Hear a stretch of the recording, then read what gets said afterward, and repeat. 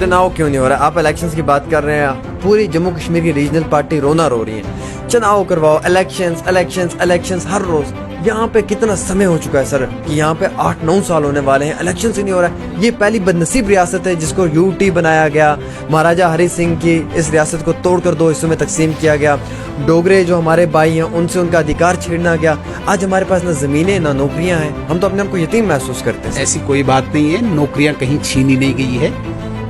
ये बिल्कुल एक कंफ्यूजन क्रिएट करने की कोशिश की जा रही है, एक नैरेटिव क्रिएट करने की कोशिश। अभी फारूक अब्दुल्ला का एक बड़ा स्टेटमेंट आया है। डॉक्टर फारूक अब्दुल्ला कहते हैं कि बीजेपी की हुकूमत के अंदर नेता लोग जो है वो बीजेपी से जम्मू कश्मीर के अंदर जो है वो मिसलीड करने की कोशिश कर रहे हैं। जुमला सरकार है, कोई डेवलपमेंट नहीं हुई है। मुस्लिम में भी पहाड़ी गुज्जर को लड़वा रहे हैं और आरएसएस की जो आइडियोलॉजी है उसे कम्प्लीटली ग्राउंड के ऊपर जो है वो मुकम्मल तौर के ऊपर लोगों के बीच में ला रहे हैं। ठीक है, फारूक अब्दुल्ला साहब को पूरा हक है, जो वो बोले। आपको लगता है कि ट्राइबल्स जो प्रोटेस्ट कर रहे हैं वो ठीक कर रहे हैं? मुझे लगता है कि इस कंफ्यूजन को आपको भी ठीक करने की आवश्यकता है। जितने भी यहाँ पे गुजर बकरवाल भाई है हमारे, शायद एक आम आदमी में ये कंफ्यूजन क्रिएट किया गया है कि शायद उनके कोटे को डाइल्यूट किया गया है, शायद उनके कोटे में कोई डिलीशन हुई है। तो आपका भी ये दायित्व बनता है, फर्ज बनता है। बहुत एक पॉपुलर आपका चैनल है, इस पोर्टल के माध्यम से आप सबको कह सकते हैं कि आदरणीय गृह मंत्री जी ने आपके साथ जो कमिटमेंट की है, प्रतिबद्धता है, वो अभी भी उस पर फर्म स्टैंड है कि आपके कोटे को बिल्कुल नहीं छेड़ा जाएगा। इसलिए उनका जो ये प्रोटेस्ट है, मुझे लगता है कि जो ही उनको ये कंफ्यूजन ठीक हो जाएगा, ऑटोमेटिकली ये प्रोटेस्ट ठीक खत्म हो। 370 नहीं होता तो यहाँ पे यासीन मलिक हीरो बना होता, उमर अब्दुल्ला की बोली बोलता, उमर अब्दुल्ला उसको एक जिसे कहते हैं कि बौद्धिक संरक्षण, इंटेलेक्चुअल प्रोटेक्शन देता, बड़ी बड़ी स्पीच करके। आज ओजेलू में मैं आपके चैनल के माध्यम से चैलेंज करता हूँ, फारूक अब्दुल्ला को चैलेंज कर, यस, कि यदि आप हमारी जुमला सरकार कहते हैं, यदि वो कहते हैं कि भाई कॉन्स्टिट्यूशन को दबोचा जा रहा है, या जो भी वो शब्द कहते हैं, गुजर बकरवाल को लड़ा रहा है, मैं उनको चैलेंज करता हूँ। किसी भी पॉलिटिकल पार्टी का इम्तिहान मैदान में होता है। आइए, जब चुनाव होता है, चाहे पार्लियामेंट का, चुनाव करवा ही नहीं रहे हैं आप लोग असेंबली का। सर कितना वक्त हो चुका है, हमें तो आपने मेरी बात पूरी होने नहीं दी। आइए, आपकी बातें अगर पब्लिक मानते हैं तो आपको जिताने चाहिए, वरना भारतीय जनता पार्टी आदरणीय नरेंद्र मोदी जी को लोग कितना प्यार करते हैं वो आपको तब पता चलेगा, तब आपकी इस बात का जवाब खुद ब खुद मिलेगा। सर 370 के जाने के बाद ये भी कहा गया कि जम्मू कश्मीर के अंदर जो है वो एकदम से ट्रांसपेरेंसी आएगी, लेकिन यहाँ पे कई सारे स्कैम्स हुए। यहाँ पे सब इंस्पेक्टर स्कैम हुआ, यहाँ पे फाइनेंस अकाउंट असिस्टेंट में स्कैम हुआ, यहाँ पे पंचायत के एग्जाम्स में स्कैम हुआ। स्कैम पे स्कैम, स्कैम पे scam, and finally at the end of the day Jammu Kashmir को डिक्लेयर किया गया scam industry, abrogation of 370 and 35A का। नौजवान कहते हैं कि क्या यही फायदा हुआ? देखिए, इसे स्कैम नहीं कहेंगे। स्कीम वो होता है जिसमें गवर्नमेंट एक्सचेकर को कोई भी अपने पद का दुरुपयोग करके हजम कर जाए। जो यहाँ पे नेशनल कॉन्फ्रेंस ने किया, कांग्रेस ने किया, पीडीपी ने किया। हमारे साथ बातचीत करने के लिए जनाब सुनील शर्मा जी हैं, जो बीजेपी जमात के एक बहुत बड़े कद्दावर नेता हैं और भारतीय जनता पार्टी के अंदर रहकर बेबाकी से बात करते हैं। बहुत बहुत शुक्रिया सर वक्त देने के लिए। सबसे पहले मुझे ये बताएं कि ये ट्राइबल्स और पहाड़ियों के बीच में क्या लड़ाई लगवा दी है सर बीजेपी ने, कि ट्राइबल आज का रोडों पे हैं, हाथ में देश के तिरंगे झंडे लिए हुए प्रोटेस्ट कर रहे हैं, पहाड़ी लोग मोदी जी की बल्ले बल्ले कर रहे हैं, तो ये लड़ाई किस चीज़ की है? आमिर साहब, बेसिकली इस देश में एक लोकतांत्रिक प्रक्रिया चलती है और इस लोकतांत्रिक प्रक्रिया के अनुसार सबको अपना हक मांगने का पूरा अधिकार है। जो पहाड़ी कबीला के लोग हैं, पिछले लगभग 40-45 वर्षों से एक संघर्ष कर रहे हैं कि हमें एक ट्राइब का दर्जा दिया जाए और शेड्यूल में लाया जाए। जम्मू कश्मीर की सरकार ने इनके वेलफेयर के भी बोर्ड बनाए थे, और आपको पता होगा कि पहाड़ी वेलफेयर बोर्ड यहाँ पे काफी वर्षों से, काफी दशकों से चल रहा है। जी सर। उस वेलफेयर बोर्ड ने भी रिकमेंडेशन की जी। और जब रीऑर्गेनाइजेशन हुआ, जी। जो जीडी कमीशन बना यहाँ पे, जीडी शर्मा कमीशन, उसने भी रिकमेंड किया कि भाई ये एक ऐसी ट्राइब है जो बिल्कुल बॉर्डर्स के आसपास रहती है, इनकी अपनी लैंग्वेज है, इनका अपना खान पान है, बिल्कुल एक अलग से एक ट्राइब है, और उनको भारत की जो सरकार है उसने इस बार कंसीडर किया और बिल इस बार लोकसभा में आए। जहां तक गुज्जर बकरवाल की बात है, ये आदरणीय गृह मंत्री जी ने बिल्कुल स्पष्ट कर दिया। गुज्जर बकरवाल का जो डेलीगेशन मिला दिसंबर में भी जो मिला था, जिन्होंने डिमांड की थी कि भाई हमारे कोटे में बिल्कुल भी कोई कटौती नहीं होनी चाहिए, उन्हीं की उस बात को पकड़कर आदरणीय गृह मंत्री जी ने बिल्कुल अलग अलग कैटेगरी बना के जो पहाड़ी लोग हैं उनको अलग से अपना कोटा मिलेगा और गुज्जर बकरवाल का कोटा अलग रहेगा। तो ये अलग बात है कि भाई सड़कों पे आए हैं, मैंने पहले ही कहा कि लोकतांत्रिक प्रक्रिया है, सबको अपना अधिकार मांगने का पूरा हक है, लेकिन मैं आपके माध्यम से ज़रूर उन तक ये बात पहुंचाना चाहूँगा कि जो आपकी डिमांड थी, जो आपकी मांग थी कि आपका जो कोटा है उसको बिल्कुल कटौती नहीं किया जाएगा, उसे कोई एडिशन डिलीशन नहीं होगी, वही हुआ है। और बिल को मुझे लगता है कि अच्छी तरह से सबको पढ़ना चाहिए, समझना चाहिए, सुनना चाहिए।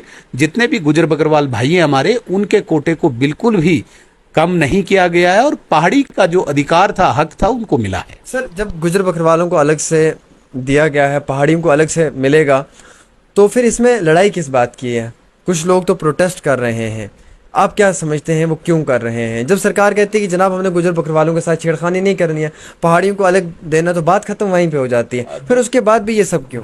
ये तो मुझे भी नहीं समझ आ रहा है कि वो किस बात की लड़ाई कर रहे हैं, किस बात के लिए सड़कों पे आ रहे हैं। यदि उनकी ये डिमांड थी कि भाई हमारे कोटा से किसी को भी इसमें ऐड नहीं होना चाहिए, वो बात मान ली है, सरकार ने स्पष्ट कर दिया। आदरणीय गृह मंत्री जी ने इनके डेलीगेशन को कंफर्म भी कर दिया है कि आपके कोटे को बिल्कुल नहीं छेड़ा जाएगा। जो आपकी एडमिशन का कोटा था, जो आपकी एम्प्लॉयमेंट का कोटा था, बिल्कुल उसमें कोई एडिशन नहीं होगी, किसी भी प्रकार की एडिशन नहीं होगी। तो इससे बिल्कुल क्या सर पहाड़ियों को पॉलिटिकल रिजर्वेशन मिलेगी?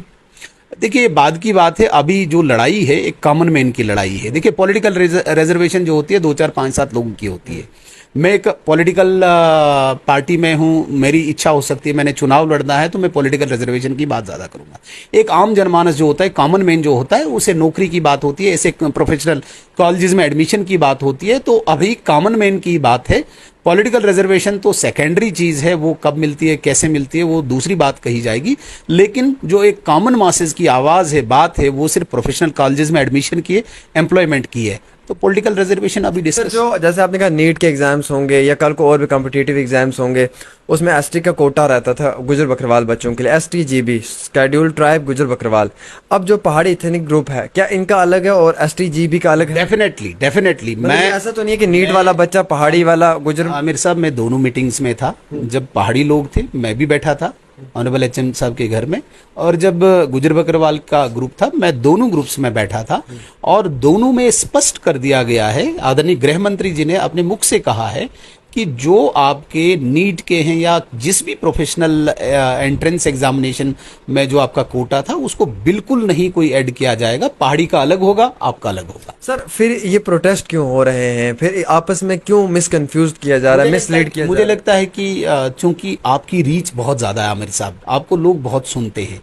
मैं आपसे भी गुजारिश करूंगा कि आप इसको हमारे बिहाफ पे, हालांकि हम कोई कॉन्स्टिट्यूशनल पोजीशन पे नहीं है, लेकिन मैंने कहा कि मैं भी 2 मीटिंग्स में वहाँ पे बैठा था।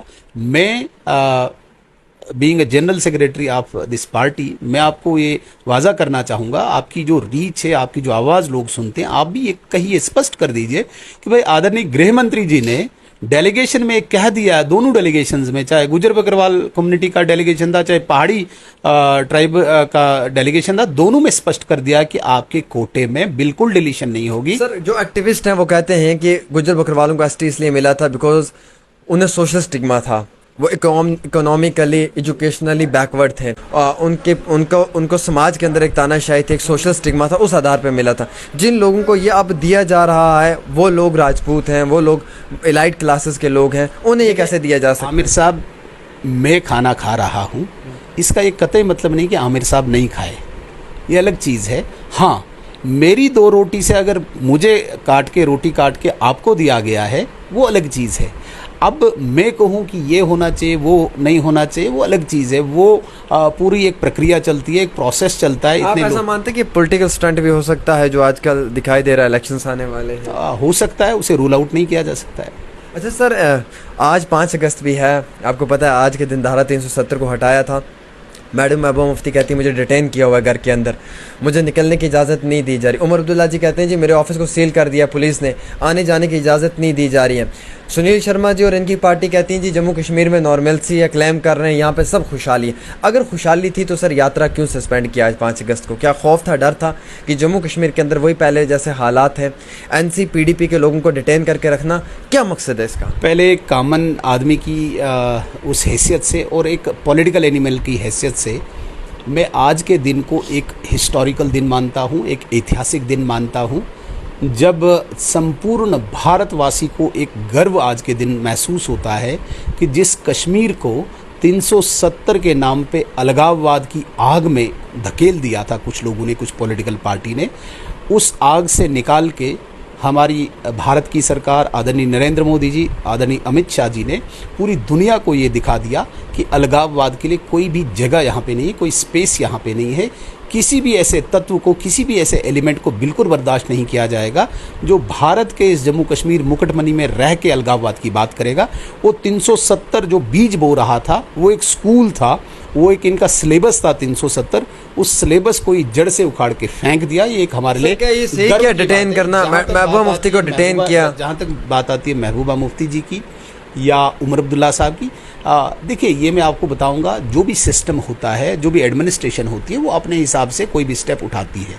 कभी कभी कहीं पे लगता है कि भाई आमिर साहब को यहाँ पे अलाउ नहीं करना चाहिए, तो एडमिनिस्ट्रेशन वैसा करती है। कभी लगता है कि नहीं, किसी पॉलिटिकल आदमी को यहाँ पे अलाउ नहीं करना चाहिए, वो एक रूटीन प्रोसेस है। वो कोई बीजेपी क्लेम करती है नॉर्मलसी है, तो यात्रा भी तो एक दिन के लिए सस्पेंड कर दी है। आज 5 अगस्त है, अगर नॉर्मलसी थी तो आज तो यात्रा को ढोल बजा के जाना चाहिए था कि आज हमारा जम्मू कश्मीर बदलता हुआ जम्मू कश्मीर है। अच्छा सर, मज़ेदार बात तो ये है कि मैं आज पूरे जम्मू के शहर में ना घूम रहा था, मैंने कहा कहीं पे ढोल ताशे मिठाइयाँ बांटी जाएंगी तो मैं 5 अगस्त के ऊपर कवरेज करूँगा, लेकिन पूरे सर जम्मू में सुनसानपन दिखाई दे रहा है मुझे, सन्नाटा छाया हुआ है, कहीं पे कोई जश्न नहीं दिखाई दे रहा है, बल्कि कांग्रेस के ऑफिस के बाहर प्रोटेस्ट दिखाई दे रहा है, पीडीपी वाले प्रोटेस्ट कर रहे हैं, एनसी वाले प्रोटेस्ट कर रहे हैं। यही जम्मू कश्मीर बदल रहा है। एक बात मैं पहले स्पष्ट करना चाहूँगा, नॉर्मलसी, आमिर साहब आप अपने दिल पे हाथ रख के इस बात को कहिए, आप पिछले कोई 10 साल का डाटा निकालिए और कंपेयर कीजिए। नॉर्मलसी किसको कहते हैं आप? क्यों नहीं है नॉर्मलसी? आपके मुख से क्यों नहीं ये बात निकलती है नॉर्मलसी है? मैं कहता हूँ जितने पत्थरबाजी की घटनाएं होती थी, जितने यहाँ पे टेररिस्ट की एक्टिविटीज़ होती थी, जितने अलगाववादियों की यहाँ पे हड़तालें होती थी, कैलेंडर निकलते थे, क्या आज नॉर्मलसी नहीं है? आप अपने दिल पे हाथ रख के ये बात कहिए, क्या नॉर्मलसी नहीं है? इस बात के लिए भारतीय जनता पार्टी बड़े ठोक के कहती है कि भाई नॉर्मलसी है। आज आप कहीं पे भी कोई टूरिस्ट जाके घूमता है, किसी की हिम्मत नहीं कि आंख उठा के देखे। हाँ, हम ये भी नहीं कहेंगे कि 100%, 100% हमने मिलिटेंसी को रूट आउट कर दिया है। अभी थोड़ा बहुत टाइम लगेगा, लेकिन उस दिशा में हम काम कर रहे हैं। आज एक कॉमन जो पेरेंट है वो बहुत खुश है, उसका बच्चा स्कूल जा रहा है। आज ट्रांसपोर्टर खुश है, आज दुकानदार खुश है, हड़तालें नहीं हो रही है, आज अलगाववादियों का एड्रेस नहीं पता चल रहा है। और जो लोग आज रोना रो रहे हैं वो अपने लिए नहीं रोना रो रहे हैं, उनको तकलीफ़ हो रही है कि वो पाक स्पॉन्सर्ड, वो पाकिस्तान प्रायोजित जितना भी मटेरियल इनका था यहाँ पे, वो चाहे नईम खान की शक्ल में था, बिट्टा कराटे की शक्ल में था, यासिन मलिक की शक्ल में था, ज़हूर वटाली की शक्ल में था, आसिया अंद्राबी की शक्ल में था, वो इंजीनियर रशीद की शक्ल में था, वो सारा मटेरियल आज तिहाड़ जेल के पीछे है। अभी फारूक अब्दुल्ला का एक बड़ा स्टेटमेंट आया है। डॉक्टर फारूक अब्दुल्ला कहते हैं कि बीजेपी की हुकूमत के अंदर नेता लोग जो है वो बीजेपी से जम्मू कश्मीर के अंदर जो है वो मिसलीड करने की कोशिश कर रहे हैं। जुमला सरकार है, कोई डेवलपमेंट नहीं हुई है, मुस्लिम में भी पहाड़ी गुज्जर को लड़वा रहे हैं, और आरएसएस की जो आइडियोलॉजी है उसे कंप्लीटली ग्राउंड के ऊपर जो है वो मुकम्मल तौर के ऊपर लोगों के बीच में ला रहे हैं। ठीक है, फारूक अब्दुल्ला साहब को पूरा हक है, जो वो बोले। प्रेस क्लब ऑफ इंडिया में बोले या प्रेस क्लब ऑफ जम्मू या कश्मीर में बोले, उनको पूरा हक है, उनको पूरी छूट है, क्योंकि लोकतंत्र को पूरी तरह वो एंजॉय करे। लेकिन मैं आपके चैनल के माध्यम से चैलेंज करता हूँ, डॉक्टर फारूक अब्दुल्ला को चैलेंज कर रहे हैं। यस, कि यदि आप हमारी जुमला सरकार कहते हैं, यदि वो कहते हैं कि भाई कॉन्स्टिट्यूशन को दबोचा जा रहा है, या जो भी वो शब्द कहते हैं, गुजर बकरवाल को लड़ा रहा है, मैं उनको चैलेंज करता हूं, किसी भी पॉलिटिकल पार्टी का इम्तिहान मैदान में होता है। आइए, जब चुनाव होता है, चाहे पार्लियामेंट का चुनाव करवा ही नहीं रहे हैं आप लोग असेंबली का। सर कितना वक्त हो चुका है, हमें तो आपने मेरी बात पूरी होने नहीं दी। आइए, आपकी बातें अगर पब्लिक मानते हैं तो आपको जिताने चाहिए, वरना भारतीय जनता पार्टी आदरणीय नरेंद्र मोदी जी को लोग कितना प्यार करते हैं वो आपको तब पता चलेगा, तब आपकी इस बात का जवाब खुद ब खुद मिलेगा। उन्होंने बोला जुमला सरकार, उन्होंने बोला कुछ बात, मैं यहां से कुछ बात बोलूंगा तो ये केवल चुनाव क्यों नहीं हो रहा है? entertainment की बात होगी। चुनाव क्यों नहीं हो रहा है? आप इलेक्शंस की बात कर रहे हैं, पूरी जम्मू कश्मीर की रीजनल पार्टी रोना रो रही है। चुनाव करवाओ, इलेक्शंस इलेक्शंस इलेक्शंस हर रोज। यहाँ पे कितना समय हो चुका है सर कि यहाँ पे 8-9 साल होने वाले हैं, इलेक्शंस ही नहीं हो रहा है। ये पहली बदनसीब रियासत है जिसको यूटी बनाया गया। महाराजा हरि सिंह की इस रियासत को तोड़कर 2 हिस्सों में तकसीम किया गया। डोगरे जो हमारे भाई हैं उनसे उनका अधिकार छीनना गया। आज हमारे पास ना जमीनें ना नौकरियां हैं, हम तो अपने आप को यतीम महसूस करते हैं। ऐसी कोई बात नहीं है, नौकरियां कहीं छीनी नहीं गई है। ये बिल्कुल एक कंफ्यूजन क्रिएट करने की कोशिश की जा रही है, एक नैरेटिव क्रिएट करने की कोशिश। सर 370 के जाने के बाद ये भी कहा गया कि जम्मू कश्मीर के अंदर जो है वो एकदम से ट्रांसपेरेंसी आएगी, लेकिन यहाँ पे कई सारे स्कैम्स हुए।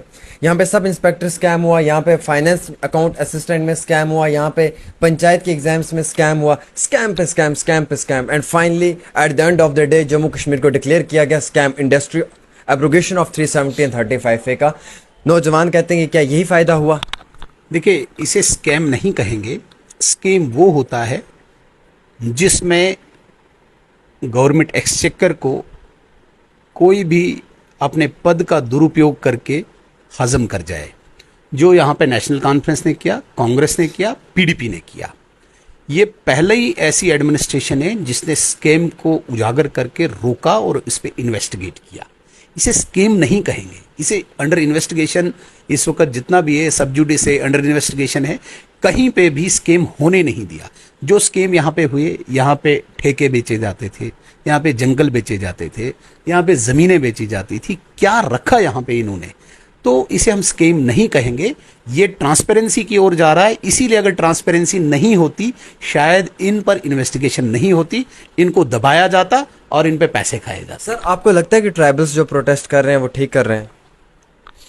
मुझे लगता है कि इस कंफ्यूजन को आपको भी ठीक करने की आवश्यकता है। जितने भी यहाँ पे गुजर बकरवाल भाई हैं हमारे, शायद एक आम आदमी में ये कंफ्यूजन क्रिएट किया गया है कि शायद उनके कोटे को डाइल्यूट किया गया है, शायद उनके कोटे में कोई डिलीशन हुई है।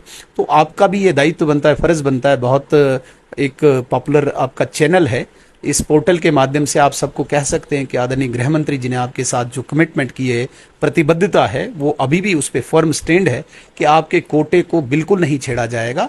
इसलिए उनका जो ये प्रोटेस्ट है, मुझे लगता है कि जो ही उनको ये कन्फ्यूजन ठीक हो जाएगा, ऑटोमेटिकली ये प्रोटेस्ट ठीक खत्म हो जाएगा। बहुत बहुत शुक्रिया। हमारे साथ जनाब सुनील शर्मा जी हैं, जो भारतीय जनता पार्टी के कद्दावर नेता हैं। मैं दिल से इनकी रिस्पेक्ट करता हूं, इसलिए क्योंकि इनके पास नॉलेज बहुत है और जो बात करेंगे मतलब की बात करेंगे, फालतू की बात कोई नहीं करेंगे। हालांकि कई सारे लीडर इनकी जमात के अंदर हैं जो बहुत फालतू की बात भी करते हैं, जिस बात का मकसद नहीं है, मजाक ही होता है हमेशा। लेकिन इनकी बात हमेशा टू द पॉइंट होती है और उस बात का एक मकसद होता है, एक मुद्दा होता है, और जिससे आवाम तक एक सही बात पहुँचाने की कोशिश की जाती है। आज भी इन्होंने गुजर बकरवालों को ये पूरी तरीके से जो है आश्वासन दिया है, हिमायत हमदर्दी में शामिल हैं, और इनका कहना है कि उनको उनका अधिकार जो है वो मिला हुआ है और उसके साथ छेड़खानी नहीं होगी, और इस अधिकार के लिए ये लोग खुद भी लड़ाई लड़ने के लिए हमेशा तैयार हैं। फिलहाल एक खास रिपोर्ट आमिर सुहेल के साथ।